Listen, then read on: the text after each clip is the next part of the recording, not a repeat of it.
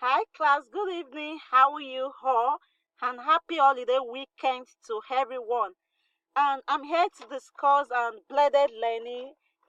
The activity for the EDTC on 610 class. The first area, the first question is about my definition of blended learning. I'm using this blender you have up here, just to to symbolize blended learning, to see when you have fruit or you have tomatoes or you have vegetables you need to blend.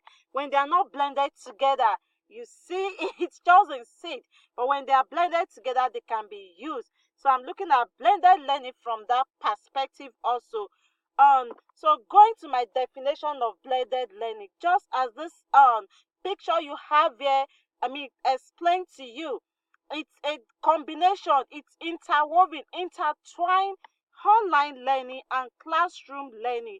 So you have virtual learning and then you have classroom learning. So when these two come together at the same time, then it becomes blended learning. Like I said, there is a virtual aspect of learning and there's also a traditional brick and mortar aspect of learning, and that becomes blended learning. So in my research, here's what I have here for everyone. I've said blended learning is a type of e-learning that accommodates traditional model into virtual classroom.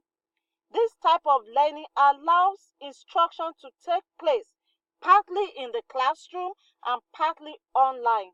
The hours spent in each environment, whether in the classroom or online, depends on the institution's policy.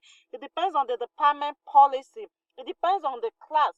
For instance, in some environments, it could be 50-50, that you have 50% instruction online and 50% instruction in the classroom. Some environments could be 90-10. You could have 90 online. In most cases, it's 90 online, and then it's 10 percent in the brick and mortar classroom. So the type of learning we call blended learning. It means digitalized learning. So it's a mixture of digitalized learning and non-digitalized learning. Now we shouldn't mix blended learning with web-based learning. That's web-supported learning. For instance, I'm teaching a class. In this class, students in my computer science class, for instance, students, it's a face-to-face class, but my students uses computer. They uses NASA simulation training, to support learning. This is not blended. This is web-supported classroom because they have to be on campus to do the stimulation training, even though they do it from home, but the class require my students to be on ground on campus. So that becomes web supported learning and not blended learning. And then there's something I want to emphasize here, my home view, about blended learning. In a blended environment, they have to be online and they have to be face to face. So for instance, I teach a math class. It's a blended. Some people call it hybrid. It's the same thing. In the math class, the instructions takes place online. So it could be by discussion forum, and it could be by assignments, it could be by self-paced study, but the test and the exam take place on campus. That is blended learning. It's hybrid. So my students use Khan Academy, uses Ox Learning, and uses so many mathematics web supported environments at home. And then they also post questions in discussion forum. They do self study. Okay, so this is the virtual session of the classroom, but the fact that students have to be on campus to take the exam and also to take the test makes it blended learning. So my math class is just 90% online and 10% in the classroom. And then this picture just explain everything I've told you. This image is about the blended learning. Is just a mixture of face-to-face and online learning. So it's in presence plus online. Now the questions again, the other question is about the rationale. So it says description of my rationale. What motivates my definition of blended learning, the way I have defined to you all. So I have a write-up here. And in my view, the description. I got my rationale from best practices out there and from the readings. So any form of learning that requires students to participate virtually with a blend of in-presence instruction is blended. For instance, I've taken classes where the delivery modality require lectures take place online, then test and final exam take place in the classroom. Yeah, that is blended, blended learning in action. That's what I just explained. In this class, we were required to come to school the first day of the class. Subsequent instructions and assignments were online. Then the student had to take the test and final exam in the classroom. That is blended learning.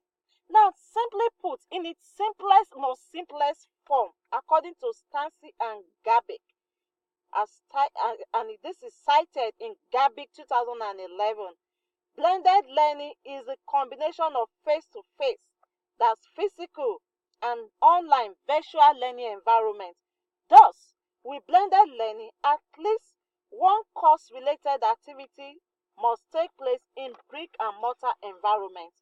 In blended modality, the online blend may require that students do a videos, participate in discussion forum, post online, attend video conferences session, take online quizzes, assessments, and other activities online. While the in-presence session may require at least one activity on campus, on ground, physically, such as test, lab, it could be lab, instructions, lectures, etc. That is blended learning. Finally, according to Gabic 2011, blended learning involves using face-to-face and online setting in an integrated fashion. Yes, I'm in support of that. You integrate face-to-face component with online. It doesn't matter the percentage, as long as there's a blend of online and face-to-face, then it's blended learning. I came up with some benefits of blended learning. So it increased productivity, it enhanced retention. That's true. You can attend to classes and then come to school again to ask questions. Save cost, student motivation. Yeah, flexibility is very flexible. Effectiveness, efficiency, and personalization. Now there are some disadvantages. I tell you, digital divide. Yes, some students may probably prefer face to face, okay, because in blended learning you need technology, just like in pure online classroom. Also, you need technology. So I want to point this to you, just like our EDTC 110 class and other related classes in the master's program that we're currently taking. It's purely online. That is no blended learning.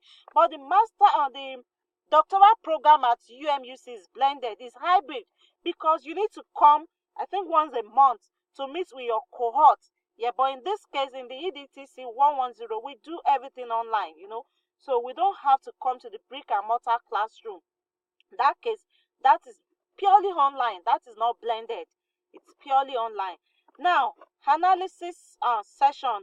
Okay, so in Gabic, there was a quote that says blended e-learning, which identified two important concepts for campus-based programs, being that of introducing some form of e-learning and doing so in a face-to-face setting.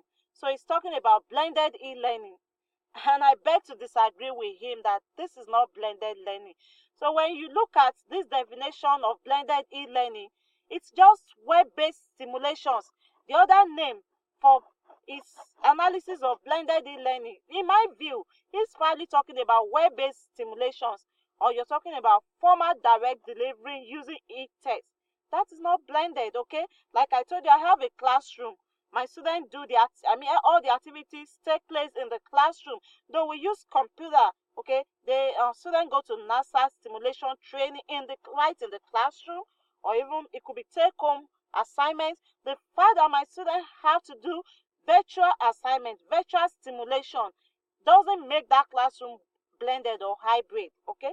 It is purely in-presence classroom, but with web-based simulations. So that's the area I disagree with Gabic in my analysis in his book. Then these are my references, okay?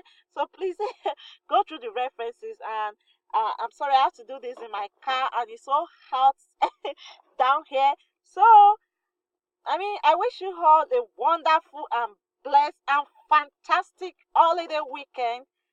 Take care, remain blessed, and bye bye.